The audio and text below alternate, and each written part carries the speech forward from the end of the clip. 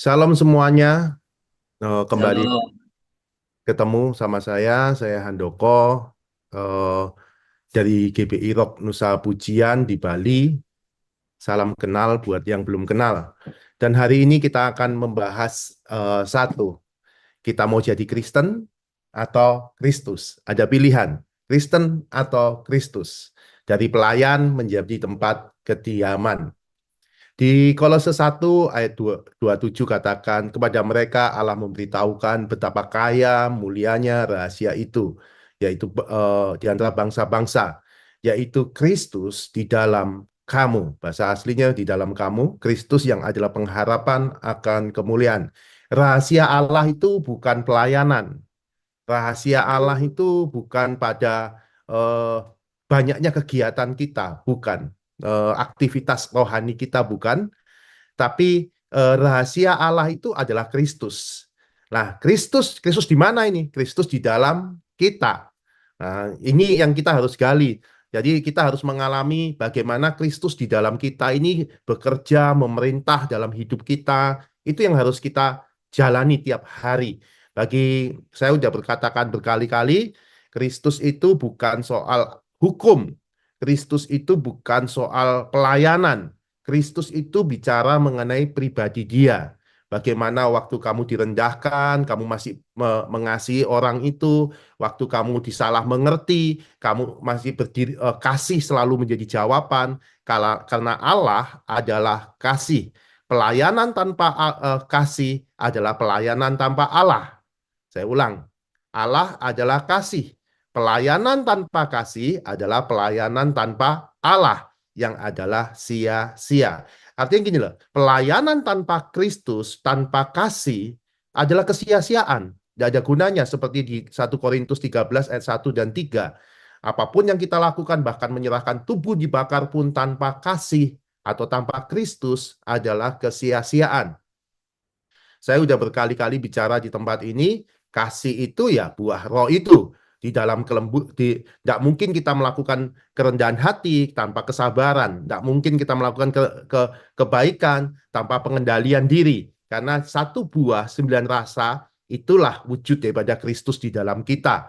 Jadi pastikan Kristus itu ada di dalam kita. Makanya firman Tuhan katakan seperti ini. Bagaimana untuk Kristus itu bisa hidup dan memerintah dalam kita? Firman Tuhan katakan, Yohanes 6:33, carilah kerajaan Allah dan kebenarannya, maka semuanya ditambahkan. Artinya cari siapa yang memerintah kamu, siapa yang memerintah kamu, cari kerajaan, siapa yang memerintah. Jadi temukan dulu pemerintahan Kristus. Waktu engkau hidupmu diperintah oleh Kristus, yaitu pribadi kasih, diperintah oleh roh pribadinya itu, jadi semua orang yang dipimpin oleh roh Allah adalah anak-anak Allah. Artinya kita harus mau tidak mau pemerintahan Kristus itu adalah pemerintahan Allah yang memerintah melalui rohnya, yaitu Kristus itu. Waktu Kristus memerintah melalui rohnya itu dalam hidup kita, maka muncul kebenarannya, yaitu Kristus. Jadi waktu hidup saudara dipimpin oleh roh Allah, maka kebenarannya, yaitu pribadi Kristus, buah roh itu muncul. Nah, waktu kerajaan Allah dan kebenarannya menjadi satu dalam hidup kita bukan kita lagi yang hidup, tapi Kristus yang hidup kan, pasti. Wong kau direndahkan, kau tetap mengasihi, wong kau disalah mengerti, kau kasih selalu menjadi jawaban, kasih menjadi alfa dan omega dalam hidupmu, kasih selalu menjadi tujuan daripada hidupmu, maka hidup kita bukan kita lagi yang hidup, tapi Kristus yang hidup. Maka dari situlah Tuhan menambahkan segala sesuatunya pada kita. Banyak dalam sebuah proses hidup saya ini, saya sudah belajar mengenai kingdom ini, bukan belajar ya, saya praktekkan kingdom ini hampir sudah 15 tahun, saudara. Saya itu orang yang sudah jenuh beragama. Menjadi orang Kristen itu jenuh. Karena apa? Saya kayak orang itu dulu, waktu saya jadi jemaat, waktu saya jadi apa, orang Kristen lah. Waktu saya jadi orang Kristen, saya cuma berputar-putar pada area agama aja. Hukum ini, ngerjakan hukum ini, ngerjakan hukum ini. Waktu saya mengerjakan hal-hal yang makin rohani itu, bukan membuat saya serupa Kristus, tapi merasa sombong. Aku sudah puasa, aku udah pelayanan, aku udah doa, aku udah lakukan perpuluhan, aku udah persembahan ini, aku persembahan ini, persembahan itu, sembahan ini. Sampai istri saya itu tidak merasakan pribadi kasih itu ada dalam diri kita. Karena ada pembenaran-pembenaran yang membuat saya merasa paling rohani, paling benar, paling gampang menghakimi orang, gampang merendahkan orang lain. Itu yang terjadi dalam hidup saya.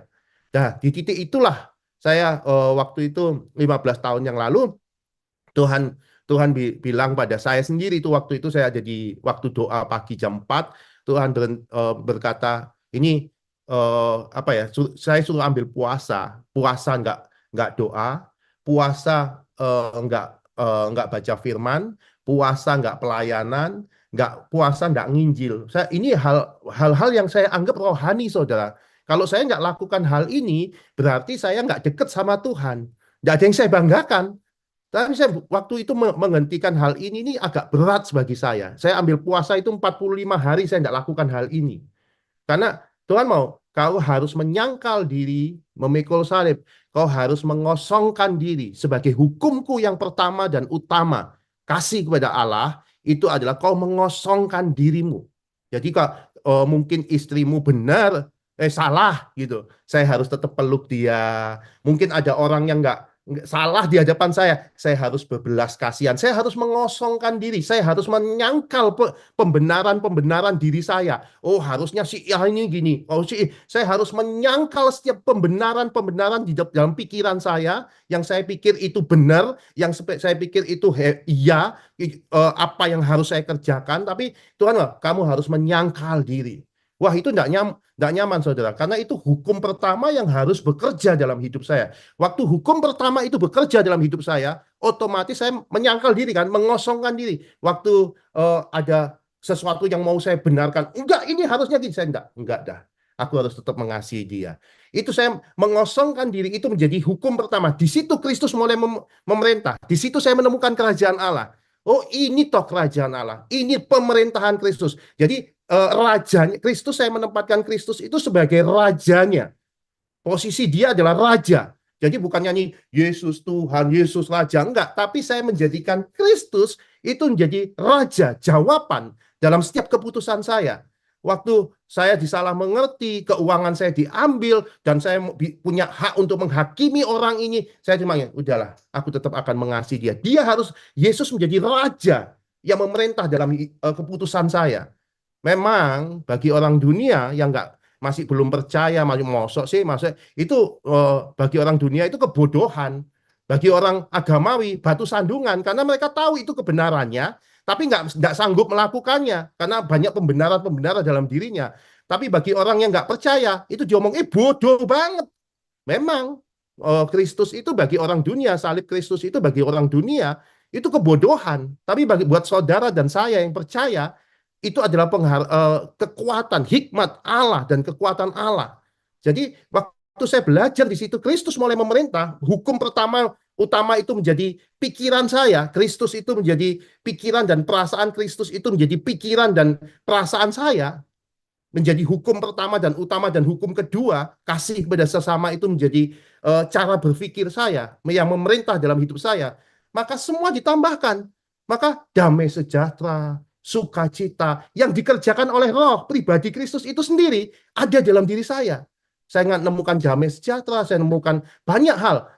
Mungkin kita merasa kehilangan, aduh hilang ya, itunya uangnya hilang ya, itu berkatnya hilang ya. Tapi saudara ketahui, apa yang kita pikir hilang, itu nggak hilang, saudara. Itu balik lagi, itu balik lagi. Karena barang siapa takut kehilangan nyawanya, ia akan kehilangan nyawanya. Tapi barang siapa tidak takut kehilangan nyawanya karena aku, maka ia akan mendapatkannya. Jadi kalau saudara dasarnya itu melepaskan itu karena kasih pribadi Allah itu, maka Allah yang akan bertanggung jawab dalam hidup kita. Dan di situ kita menerima pertambahan, posisi, jabatan, keuangan, semua Tuhan tambah-tambahkan. Tapi itu kan cuma bonus. Tambahan-tambahannya cuma bonus. Nah, goalnya adalah bagaimana Kristus itu memerintah dalam diri saudara. Itu yang paling penting. Jadi tiap hari cara bekerjanya adalah Kristus harus memerintah. Lah, Pak, gimana Kristus memerintah? Wong daging kita kuat, pribadi kelemah lembut rendah hati itu kan bertentangan sama daging. Kehendak roh berlawanan sama kehendak daging. Pemerintahan Allah, kerajaan Allah berbenturan sama kerajaan ego kita, dunia. Itu selalu berbenturan. Nah, karena itu selalu berbenturan, saudara harus menyangkali. Waktu ada pembenaran-pembenaran pada dagingmu, waktu kau mau membenarkan diri pada otoritasmu, kau mau membenarkan diri pada situasi keadaan, menyalahkan situasi keadaan, kau sudah harus menyalahkan. Enggak, aku akan tetap mengasihi dia. Enggak, kau harus taklukkan dirimu pada Kristus itu. Seperti Daud. Daud juga gitu. Daud waktu ketemu Saul, Saul yang membunuh dia, Saul yang mencaci maki dia, Saul yang mau mengejar-ngejar dia, yang menyakitin dia, waktu dia punya kesempatan mau membunuh Saul. Coba lihat apa yang dikerjakan Daud. Jangan aku jamah orang yang diurapi Tuhan. Itu pikiran Kristus menjadi hukum pertama daripada Daud. Dia mengosongkan dirinya. Sehingga Kristus lebih tinggi daripada Daudnya, daripada egonya Daud. Dan di mana Tuhan berkenan kepada apa yang Daud lakukan. Dan kasih kepada sesama lebih gampang karena egonya, Kristusnya lebih tinggi, egonya di bawah, maka kasih pada sesama dia bisa masih mengasihi Saul kan akhirnya. Itulah yang terjadi harus diri kita. Jangan suka cuma gini, seperti orang Yahudi yang kemarin saya terangkan, mereka pakai tefilin tuh, pakai tefilin kotak gini, terus pakai tefilin di mana di lengannya. Bangga pakai. Itu kan hukum pertama dan utama. Tapi realitasnya kan Kristus yang memerintah kita. Pikiran kita ini dikuasai oleh pikiran Kristus, perasaan kita dikuasai oleh belas kasihan. Nah, disitulah sebenarnya kerajaan Allah dan kebenarannya itu terjadi dalam hidup kita. Jadi pengenalan akan Tuhan itu tidak bisa saudara pelajari dari buku, saudara. Pengenalan akan kerajaan Allah itu tidak bisa saudara pelajari dari seminar-seminar. Nggak bisa. Nggak bisa. Seperti orang berenang, saudara. Orang berenang itu nggak bisa, saudara itu belajar dari buku cara berenang.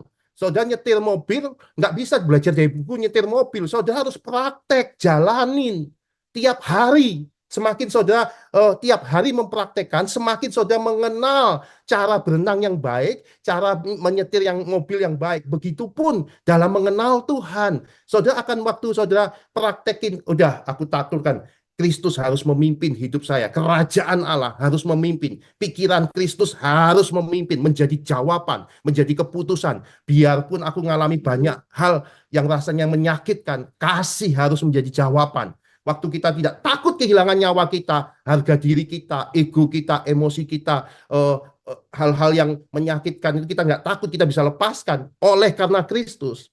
Maka di situ kita akan mendapatkan nyawa kita. Dan disitulah kita akan memperoleh pengenalan. Pengenalannya apa?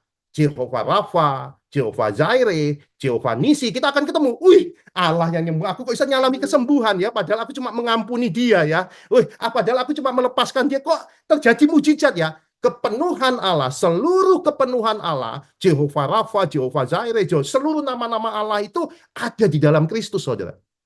Jadi jangan Jehovah Rafa, Jehovah Jireh, Jehovah, tapi kau tidak pernah mempraktekkan dan berjumpa sama seluruh kepenuhan Allah itu. Jadi seluruh kepenuhan Allah itu ada di dalam Kristus. Jadi pastikan saudara merasakan apa yang ada di dalam Kristus. Itulah rahasia Allah. Rahasia Allah itu bukan pada tulisan di Alkitabnya. Rahasia Allah itu ada pada Kristusnya, bukan yang lain.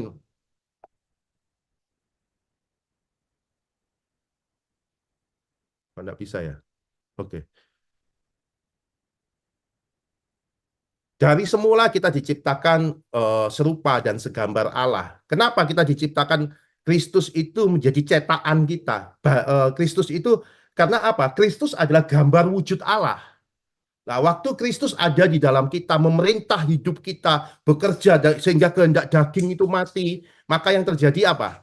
Yang terjadi adalah hidup kita bukan kita lagi yang hidup, tapi Kristus yang hidup. Inti Injil Kerajaan tidak berbicara tentang apa yang saya lakukan buat Kristus, tapi seberapa besar Kristus hidup melalui kita. Jadi bukan apa yang kamu lakukan, aku menjangkau jiwa, aku sudah berpuasa Tuhan, aku sudah ke gereja, aku sudah pelayanan. Bukan, saudara. tapi apakah Kristus itu hidup melalui kamu? Sehingga melalui Kristus itulah engkau di posisi ditaruh di dalam keluargamu, Kristus dinyatakan. Engkau ditaruh di pelayananmu, Kristus dinyatakan. Engkau ditaruh di dalam bisnismu, Kristus dinyatakan. Engkau ditaruh di dalam gembala-gembala sebagai gembala sektor, gembala Kristus dinyatakan. Sekarang ini kita fokus pada pelayanan di luar. Tapi coba lihat, Kristus apakah dinyatakan di dalam keluarga kita? Akhirnya kita jadi orang munafik kan? Istri kita aja nggak bisa ngerasakan. Kita bingung nabur ke sana, nabur sini, memberi ini hanya untuk apa?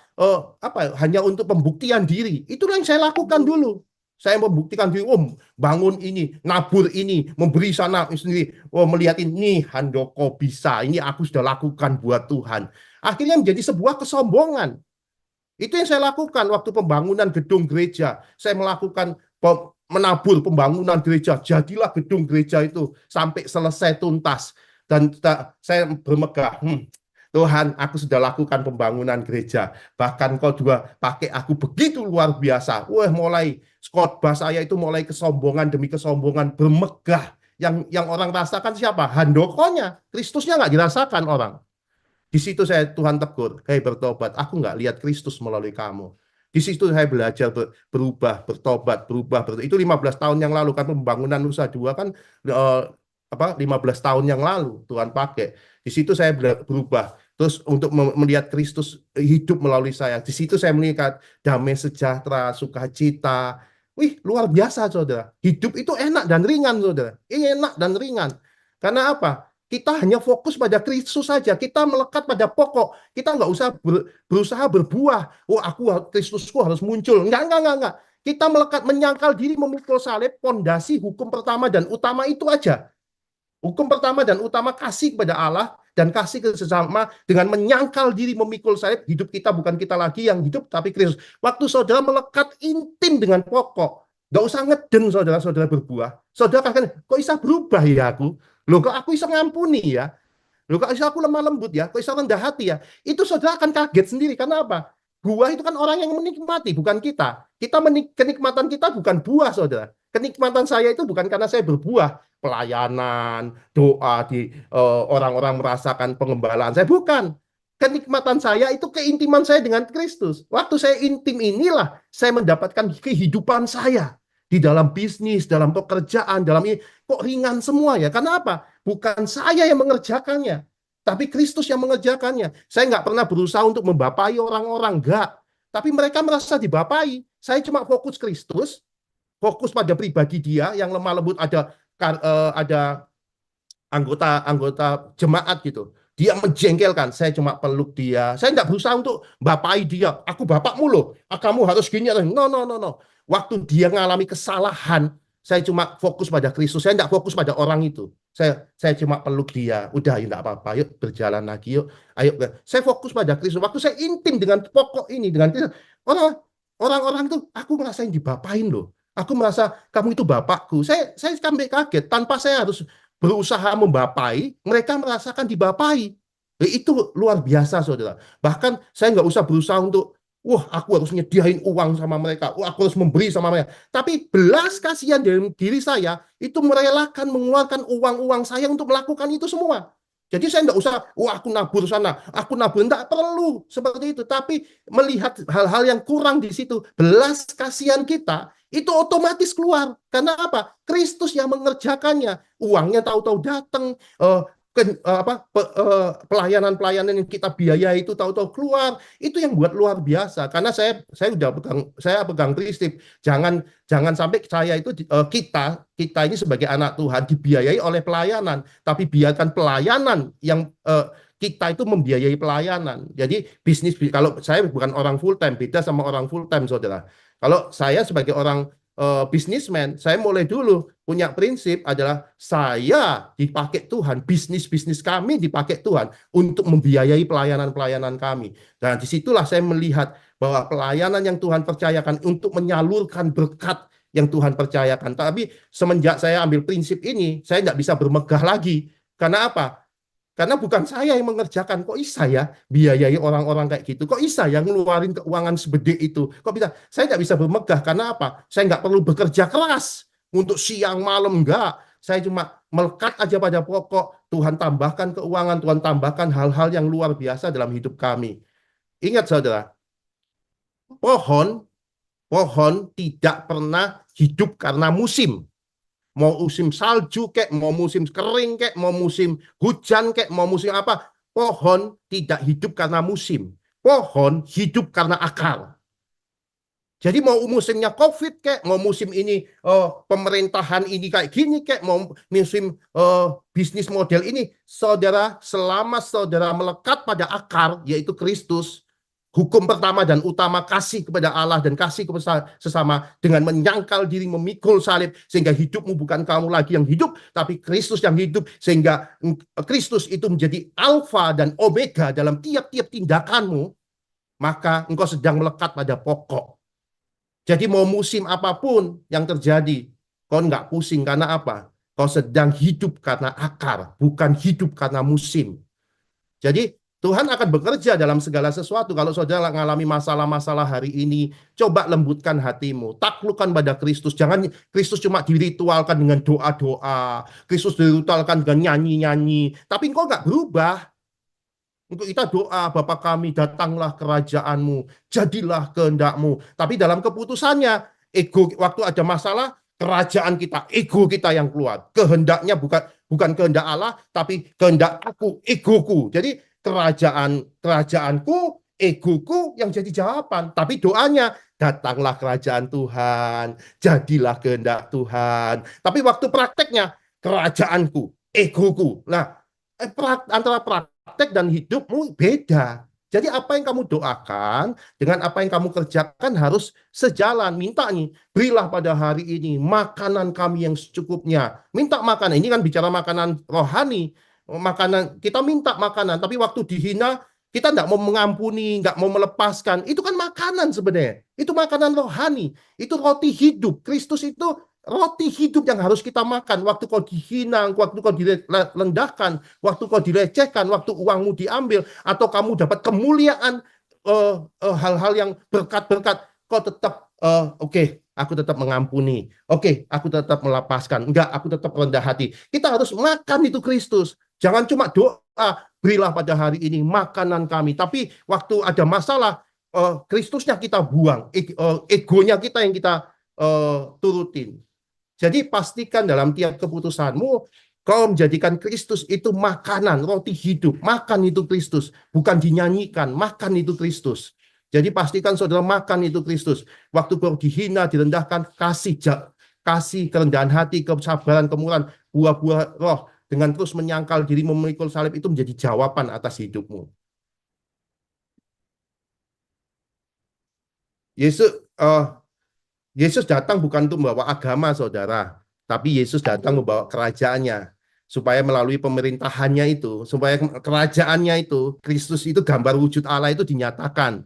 Jadi Kristus dinyatakan sebagai gembala, Kristus dinyatakan sebagai nelayan, Kristus dinyatakan sebagai bisnismen. Bayangin kalau setiap orang hidup dalam pemerintahannya Kristus, kerajaan Allah dan kebenarannya muncul dalam diri mereka. Bayangin saudara, kerajaan Allah dinyatakan di tiap-tiap hidup kita, dimanapun kita dinyatakan sebagai nelayan, sebagai bisnismen, sebagai ibu rumah tangga, sebagai suami. Kristus dinyatakan di semua area. Itulah kerajaan Allah terpancar dalam diri manusia. Karena apa? Sejak zaman Eden, Allah ingin tinggal sama manusia. Di sejak tabernakel Musa juga. Itu juga Tuhan ingin tinggal sama manusia. Dan artinya apa? Allah ingin tinggal dalam manusia melalui Yesus. Allah datang kepada manusia melalui rohnya. Allah ingin tinggal dalam diri manusia. Melalui rohnya, saudara, Tuhan ingin memerintah hidupmu. Melalui pribadinya itu Tuhan memerintah hidupmu. Makanya pakai itu tefilin itu. Tefilin dengan terus pikiran Kristus. Perasaan Kristus itu menjadi hukum pertama dan utama. Sehingga hidupmu mencerminkan Kristus itu sendiri. Dalam Kolose 27 itu tadi saya sudah terangkan, banyak orang lebih mengenal sistem kekristenan. Oh, doktrinnya, cara ibadahnya, cara ini, ribut dengan hal-hal seperti ini. Tapi mereka tidak mengenal kerajaan Allah. Teori kerajaan Allah mereka mengenal. bingung dengan seminar ini, seminar ini, seminar ini, tapi mereka nggak pernah jalani. Saya udah sempat ngomong sama Bapak rohani saya, Pak Arifin, saya sempat ngomong, Pak, kerajaan Allah itu nggak bisa dipelajari di Alkitab. Kerajaan Allah itu nggak bisa dipelajari dari buku, nggak bisa, tapi dijalani, dipraktekkan setiap hari dalam kayak seorang pilot, dia butuh jam terbang. Begitupun waktu kita hidup dalam kerajaan Allah, tiap hari kita akan makin mengenal, makin mengenal, makin mengenal Dia. Orang agamawi, Farisi, hafal Taurat, melayani, taat pada hukum, tapi menolak Kristus itu sendiri, bahkan menyalibkan Yesus itu sendiri. Saudara,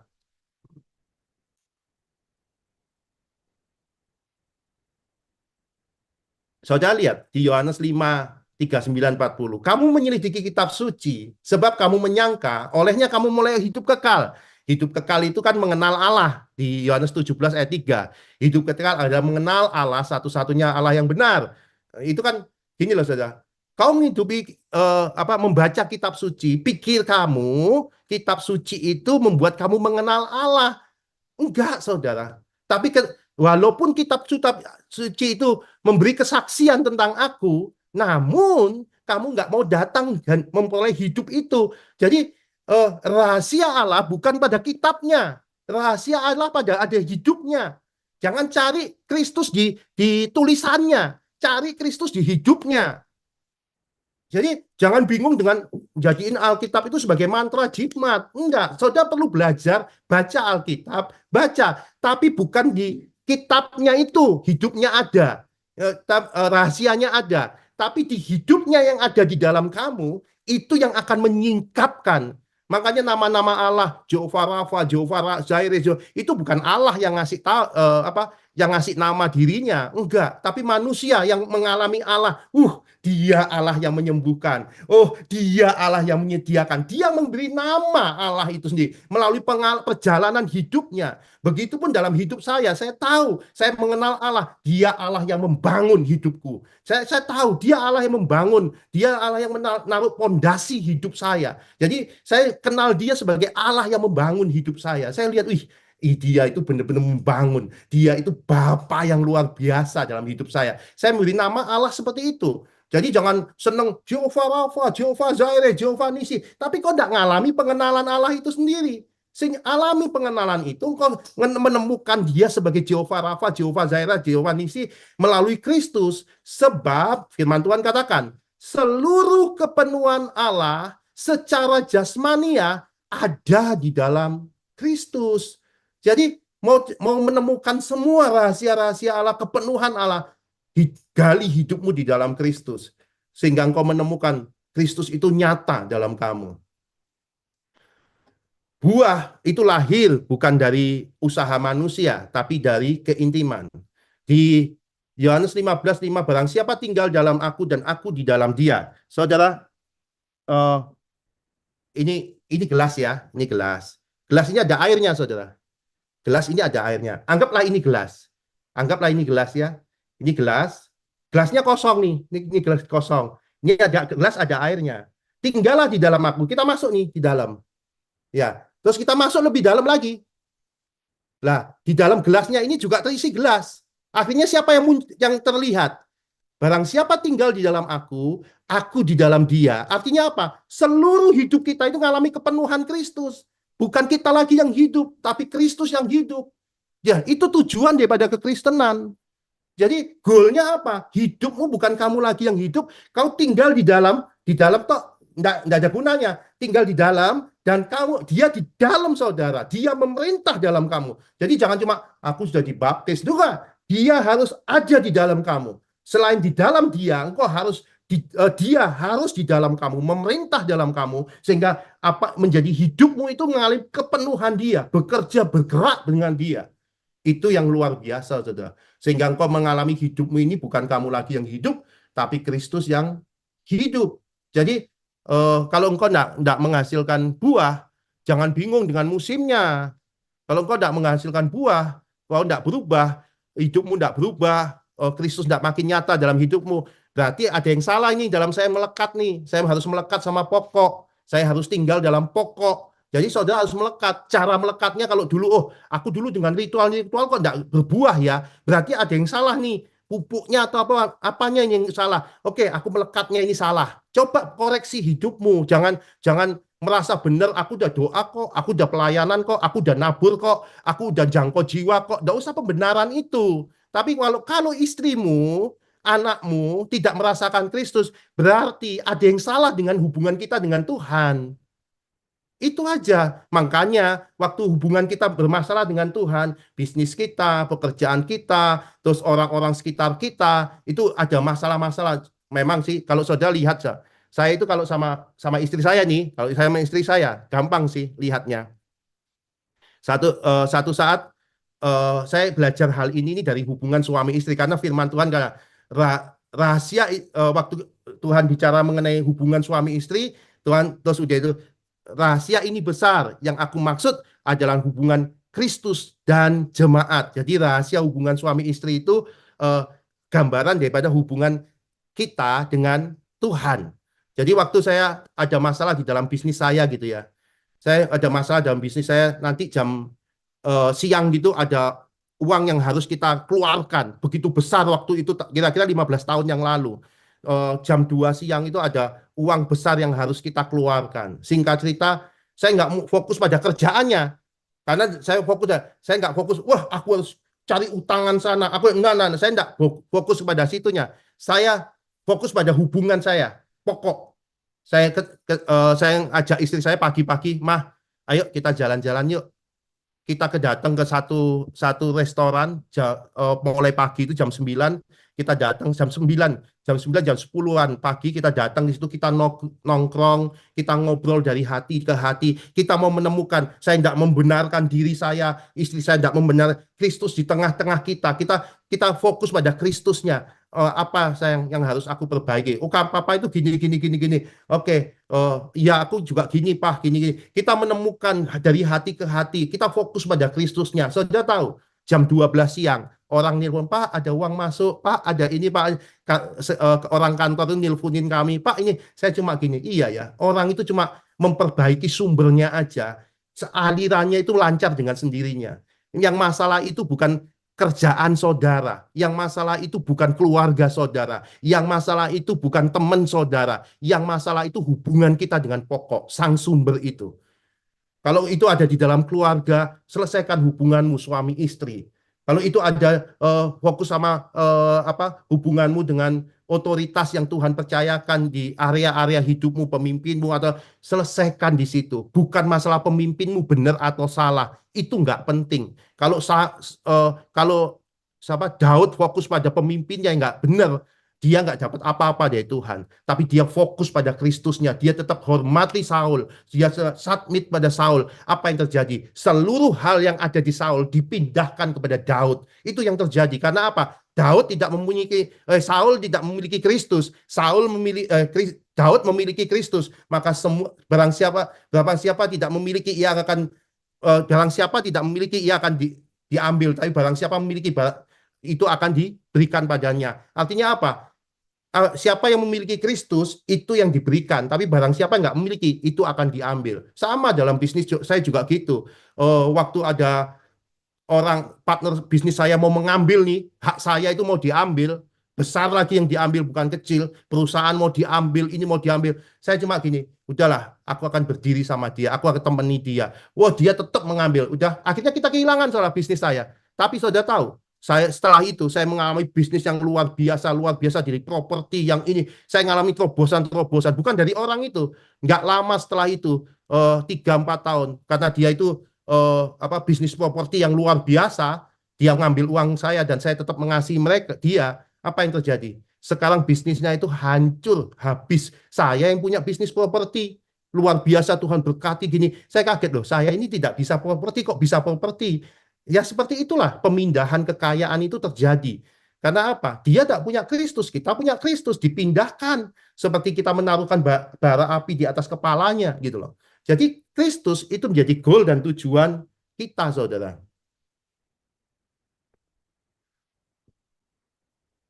Namun bukan aku lagi yang hidup, tapi Kristus yang hidup. Standar kehidupan Kristen yang sejati bukan hidup untuk Kristus, bukan. Bukan untuk hidup untuk Allah, bukan. Melainkan Kristus hidup melalui aku.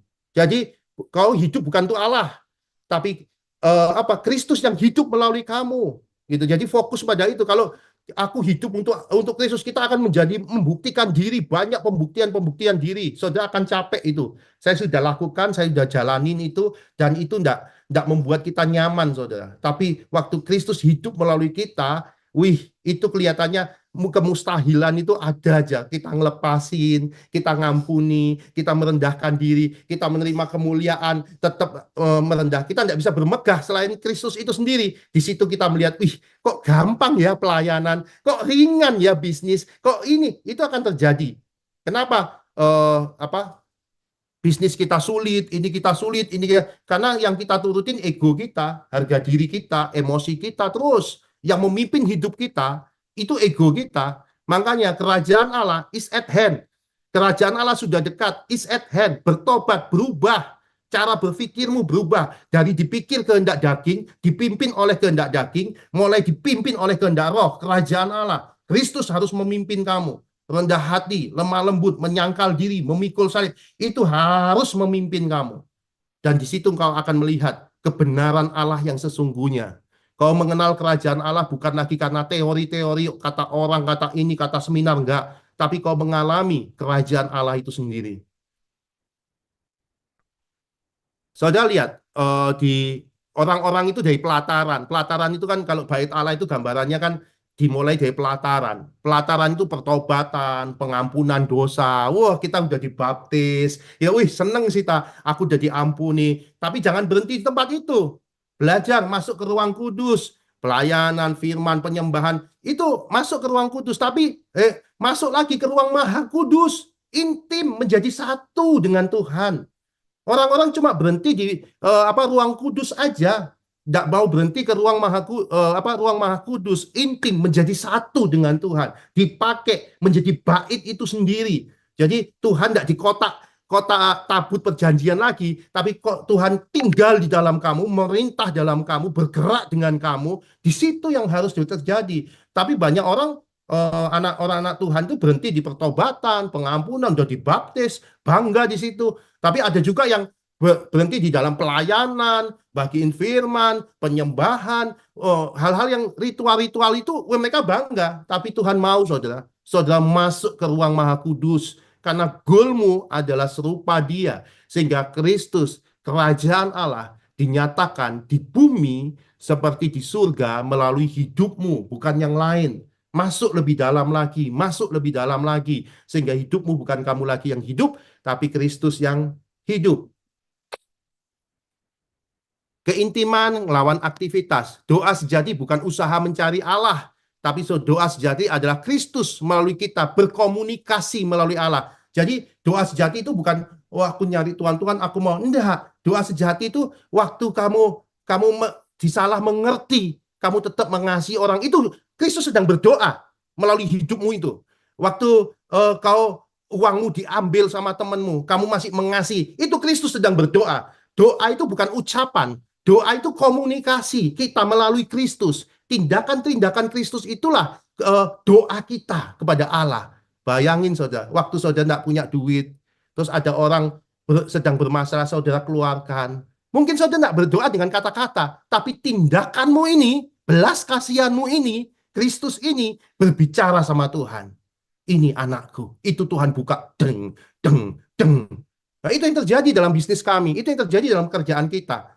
Karena disitulah sebenarnya intisari kekristenan. Itulah intisari Kristus yang sebenarnya. Kerajaan Allah itu. Puasa bukan alat memaksa Allah. Puasa adalah respon kasih kepada Allah. Jadi puasa itu bukan masalah aku mau ketemu Tuhan. Enggak. Puasa itu mematikan kehendak dagingmu. Kau harus mematikan keinginan makan ini, keinginan, kau mematikan kehendak dagingmu supaya Kristus itu muncul. Jadi bukan puasa makannya yang penting, bukan. Makan apa ya? Ini apa? Jangan bukan puasa makannya yang penting. Dengan melalui puasa kau nggak makan makanan yang kamu sukai itu membuat kamu sedang mematikan kehendak dagingmu. Kehendak dagingmu kamu sedang matikan. Supaya apa? Kristus itu muncul. Jangan cuma puasa makan tapi marah-marah ke istri, marah-marah ke suami, marah-marah kerjaan, tidak ada gunanya puasa kita gitu loh. Karena goalnya adalah Kristusnya, bukan puasa makanannya. Pelayanan bukan cara mendapatkan nilai di hadapan Tuhan, tapi pelayanan adalah ekspresi kasih Kristus yang terpancar dari kita. Jadi pelayanan bukan untuk saya mendapatkan nilai, saudara, tapi ya goal kekristenan adalah Kristus itu. Dengan sehebat apapun aktivitas rohani kita, tanpa Kristus menjadi sia-sia, cuma agama toh.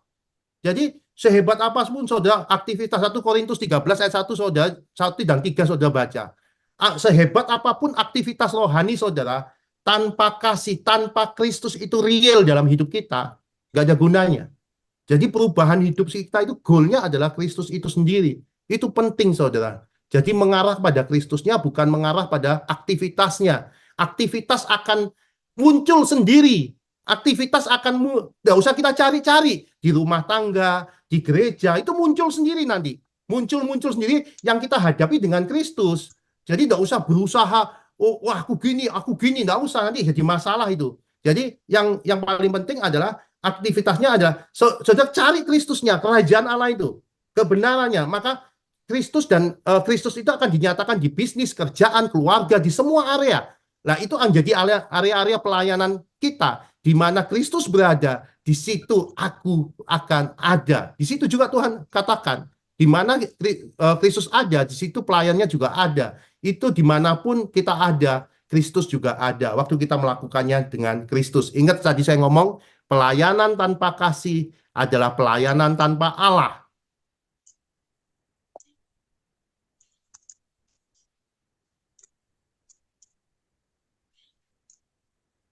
Oke, saudara, sampai segitu aja. Eh, mungkin ada tanya jawab, silakan.